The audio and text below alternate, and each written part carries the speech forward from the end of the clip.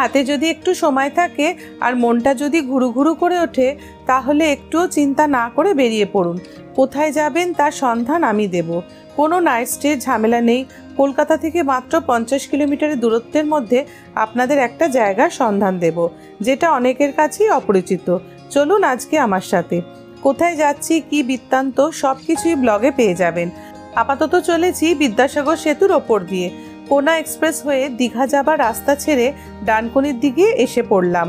Dankuni toll plaza পেরিয়ে ঢুকে পড়লাম বারুইপাড়া। চেনা জানা গ্রামগঞ্জের ছবি ধরা পড়ল। বারুইপাড়া রেল স্টেশনের লেভেল ক্রসিং পেরিয়ে 4 কিলোমিটার এগিয়ে চলে এলাম ব্রহ্মদত্ত ধাম। সব কিছু জানাবো যাতে আপনাদের কোনো প্রশ্ন না থাকে।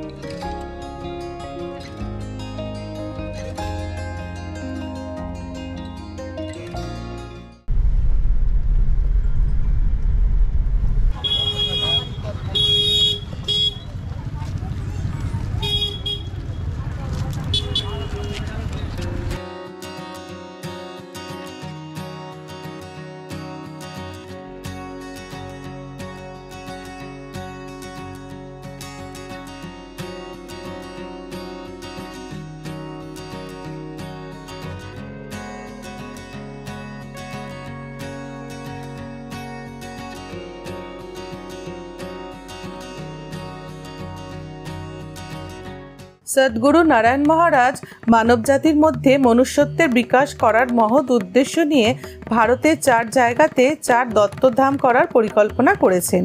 প্রথম ধামটি শিবদত্ত ধাম, যা মধ্যপ্রদেশে তৈরি হয়েছে। দ্বিতীয়টি হয়েছে কন্যাকুমারীতে, যার নাম অনুসুয়া দত্তধাম। ব্রহ্মদত্ত ধাম হলো তৃতীয় ধাম, যেটা এখানে বারুইপাড়াতে তৈরি হয়েছে। চতুর্থ ধাম, যা হিমাচল প্রদেশে রয়েছে, তার নাম আত্রি দত্তধাম।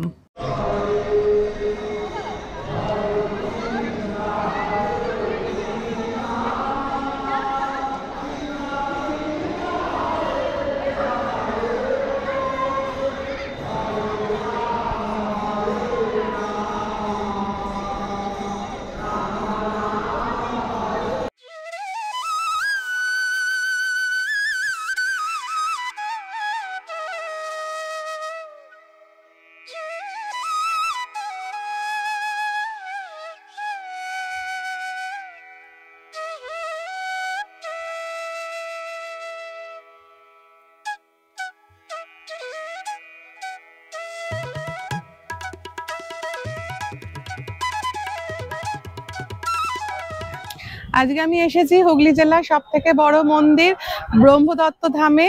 এটা হচ্ছে ব্রহ্মা বিষ্ণু মহেশ্বরের একটা মন্দির। এই মন্দিরটি খোলা থাকে সকালবেলা 7টা থেকে দুপুর 1টা পর্যন্ত, আবার দুপুর 1টা থেকে 3টে পর্যন্ত বন্ধ থাকে, আবার 3টে থেকে রাত্রি 8টা পর্যন্ত মন্দিরটি খোলা থাকে।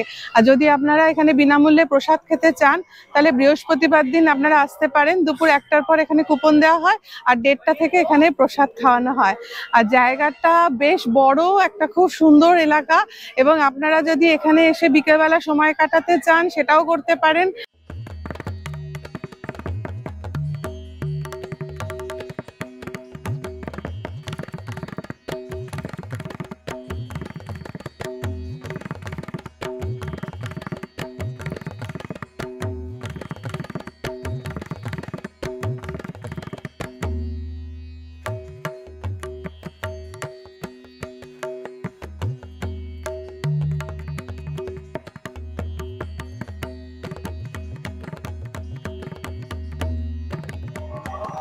মন্দিরে জুতো খুলে ওপরে সিঁড়ি দিয়ে প্রবেশ করতে হবে।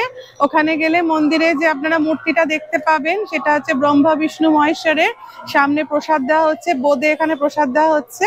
তারপরে ওখান দিয়ে যদি আপনার পেছনে সিঁড়ি রয়েছে, সিঁড়ি দিয়ে যদি নিচে নেমে আসেন, এই যে দেখুন আমি দাঁড়িয়ে আছি, এখানে রয়েছে শিব মন্দির।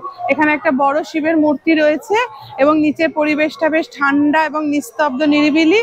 এখানে এসে কিছুক্ষণ সময় কাটাতে পারে। আর মন্দিরের ওপরে যেখানে হচ্ছে আপনার মূর্তিটা রয়েছে ব্রহ্মা বিষ্ণু মহেশ্বরে, সেখানেও সামনে বসার একটা খুব ভালো রয়েছে জায়গা। সেখানে বসে আপনারা যদি মনে করেন গান বাজনা হচ্ছে সেও শুনতে পারেন।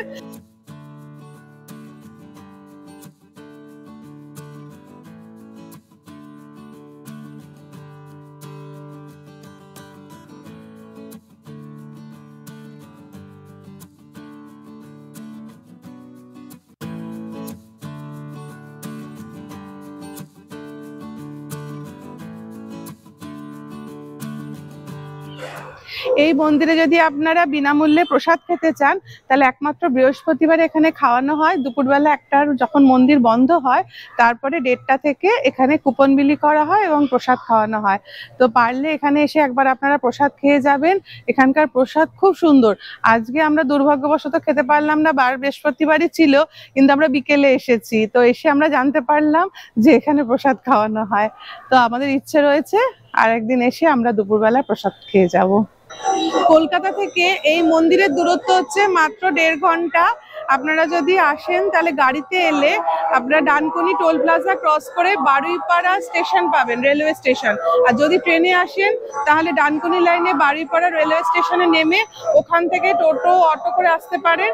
আর গাড়িতে এলে বারুইপাড়া রেলওয়ে স্টেশনে যে রেল গেট রয়েছে ক্রস করে গুগল ম্যাপ ধরে চলে আসবেন, বেশিক্ষণের রাস্তা নয়। আর কলকাতা থেকে একটু দূরে শহর থেকে বাইরে একটা সুন্দর মন্দিরে যদি একটা দিনের কিছুটা সময় কাটাতে পারেন আমার মনে হয় আপনাদের ভীষণ ভালো লাগবে।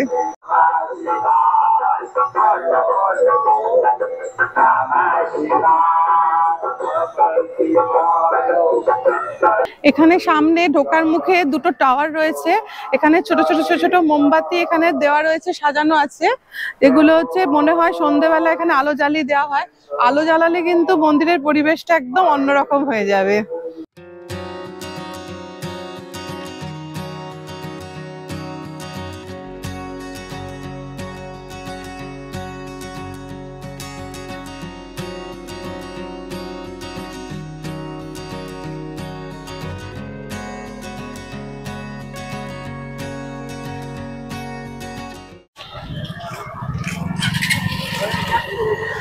মন্দিরের বাইরে এখানে দেখুন প্রচুর বাইক রাখা রয়েছে, এখানে বাইক পার্কিং করা রয়েছে।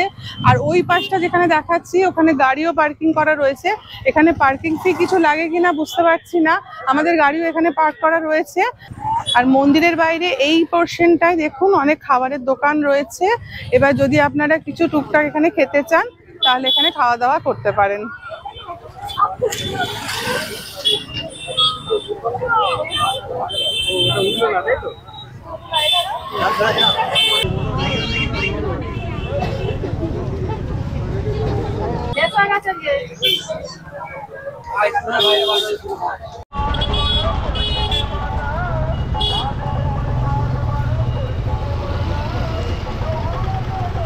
আজকের মতন আমার ট্যুর শেষ। আমি এখান থেকে এবার আমার বাড়ির উদ্দেশ্যে যাত্রা শুরু করলাম।